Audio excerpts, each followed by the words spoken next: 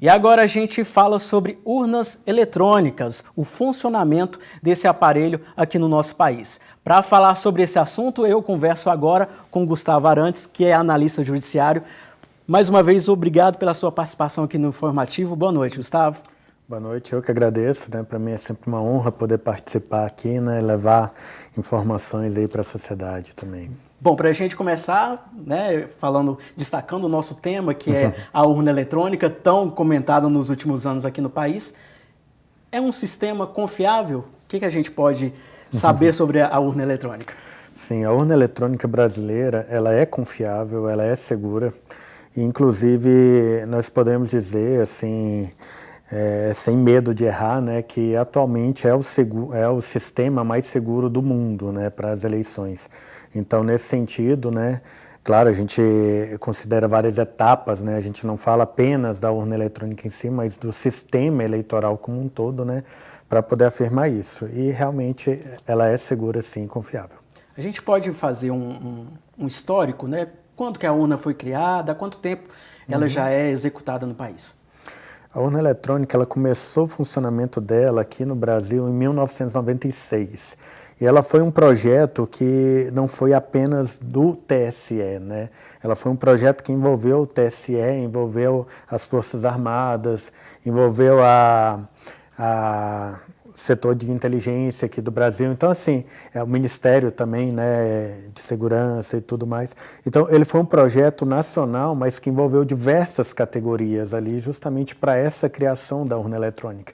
E ela veio justamente para sanar, né, algumas falhas, alguns problemas, né, que a votação em cédula de papel levava, né? Porque a gente realmente tinha noção de fraudes que aconteciam em relação à cédula de papel, além da própria demora em si, né, na apuração, que a gente tinha ali dias e dias, né, de apuração. Às vezes, algum erro que acontecia ali durante a apuração levava a toda uma anulação e recontagem de voto.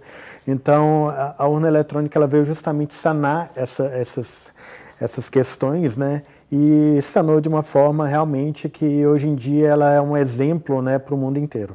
Falando em exemplo, né, aproveitando esse gancho, o Brasil acaba sendo inspiração para outros países? Sim, a urna eletrônica ela é utilizada em outros países, claro que talvez não no formato ou com a mesma segurança da urna eletrônica no Brasil, mas ela é utilizada em mais de 40 países, inclusive Canadá, Japão, Estados Unidos, em alguns estados ali, né, dos Estados Unidos também ela é utilizada, entre outros países. Mas o que eu gosto muito de falar, né, da questão em relação a isso, né, da utilização em outros países ou não, é que a gente tem que sempre levar em conta a questão cultural, né, do país, a história do país, porque tudo que a gente vive ali naquele momento decorre da nossa história também. E em relação à urna eletrônica, isso não é diferente, né? Por quê? Porque a urna eletrônica, ela veio gerar, por exemplo, a segurança ali do voto, não apenas na questão de não poder ser fraudada, né? Mas, por exemplo, o sigilo do voto ali que ela impõe, né? Claro, a gente vem de uma história ali de voto de cabresto, né? Em que as pessoas ali, de repente, eram obrigadas a votar conforme a vontade ali do patrão, né? Do chefe, enfim, que fiscalizava aquilo. Então, assim, a gente vem de uma história, às vezes, de fraude, da política do café com leite, né? Então, assim, a gente vem de uma história realmente disso. Então, a urna eletrônica, ela decorre disso, né? A necessidade de uma segurança maior ali para o voto eletrônico decorre disso. Então, mesmo que outros países utilizem ou não utilizem, isso não é um indicativo de qualidade, né? Digamos assim. Isso não significa que ela é boa ou que ela é ruim, né? Na verdade, pode significar que ela não é adequada para a realidade daquele país e para nós ela é adequada. Por isso que alguns países ainda usam o sistema da cédula, né? Sim, justamente. Tem países que utilizam o sistema de cédula, tem países que utilizam o sistema da urna eletrônica mais de uma forma diferente, né? Porque, por exemplo, a nossa urna eletrônica, ela é administrada pela Justiça Eleitoral, né? Então, a guarda da urna eletrônica também fica com a gente. É diferente, às vezes, de outros países, o próprio Estados Unidos, às vezes, em alguns estados ali que utilizam, eles privatizam, né, digamos assim, a urna eletrônica. Então, Então, nesse sentido, às vezes, impõe uma possibilidade maior ali de uma falha de segurança, alguma coisa nesse sentido, né? Então, até isso, né, a gente tem que considerar sempre como um todo ali a questão da segurança ali da urna. E Gustavo, você tocou no assunto da administração dessa urna e me veio na cabeça a questão da internet. Tem internet na urna eletrônica? Como que isso é feito? Como que esses dados são passados? Eu vou até aproveitar o gancho aí para falar um pouco mais, além do que só a questão da internet, né? Porque quando a gente fala de segurança da urna eletrônica, a gente fala principalmente de 3 etapas, né? Em relação ao código-fonte, em relação à urna propriamente dita, ao sistema eleitoral como um todo, e em relação à transmissão dos dados, né? O que acontece? Em relação ao código-fonte, o código-fonte da urna, ele é inspecionado, né, pela Polícia Federal, por representantes de partidos políticos, enfim, e outros órgãos também, né, que participam dessa fiscalização. E aí, depois disso, ele é lacrado, né? E gera um código lá, o que chamam de hash, né? Que é como se fosse um resumo. O que é esse hash? Ele é um código pequeno, em que qualquer alteração no código-fonte ali da urna, ele vai ter uma alteração nesse hash e a gente vai saber que foi mexido ali, né? Então, ele não pode ser mexido, senão a gente já sabe que teve, né?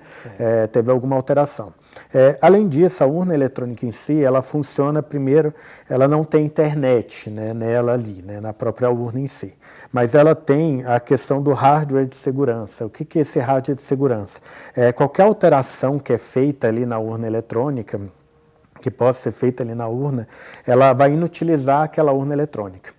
Ou seja, esse hardware de segurança, não sei, para quem já trabalhou como mesário, ele vai verificar que na hora que liga ali a urna, ela demora bastante tempo para ligar, né? E isso decorre justamente desse hardware de segurança. Ele faz todas as verificações em todas as etapas, inclusive um código, né, também, que ele lança um desafio ali para o sistema ali da urna para ver se realmente está tudo adequado. Então, assim, qualquer coisa que modifique, que venha a gerar ali, né, ela inutiliza a urna eletrônica. Além disso, a terceira etapa lá que a gente fala, né, da terceira fragilidade que poderia haver seria na transmissão. Só que o que acontece na transmissão? Primeiro que você, durante a votação, você não tem acesso à urna eletrônica ali, a não ser para votar, né? Então não tem como uma pessoa pegar a urna eletrônica para mexer e tal, e pegar os dados dela, enfim, né? Então na hora da transmissão, o que acontece? Todos os dados são transmitidos de forma criptografada. E utilizado, sempre foi utilizado ali a mesma criptografia, a mesma tecnologia, né, de criptografia das bitcoins. Então, assim, é um sistema extremamente seguro, né? Claro, a gente não pode falar que não tem como violar mesmo o sistema da Bitcoin, né, a criptografia. Não, tudo bem, mas pelo tempo que a gente tem ali da transmissão, né, realmente é muito complicado. A gente tem casos de mais de 2 anos de pessoas tentando violar, né, a criptografia das Bitcoins. E em relação à urna, por exemplo, você tem um prazo muito exíguo ali, né? A partir do momento que você transmite, questão de segundos ali, no máximo em alguns minutos, você já tem ali um resultado, entendeu? E além disso, você consegue verificar, né, fazer uma auditoria ali do resultado, tanto manualmente, o próprio mesário faz ali assim que termina, ele vai verificar, por exemplo, os dados que estão ali no boletim de urna, que acabou de sair da urna, com o que está, por exemplo, divulgado ali no TSE. Além de auditorias, né, de sistemas e programas e tudo que fazem essa verificação e veem que não, está tudo batendo conforme o resultado que foi transmitido. Ok, Gustavo esclarecendo as dúvidas aqui sobre a urna eletrônica.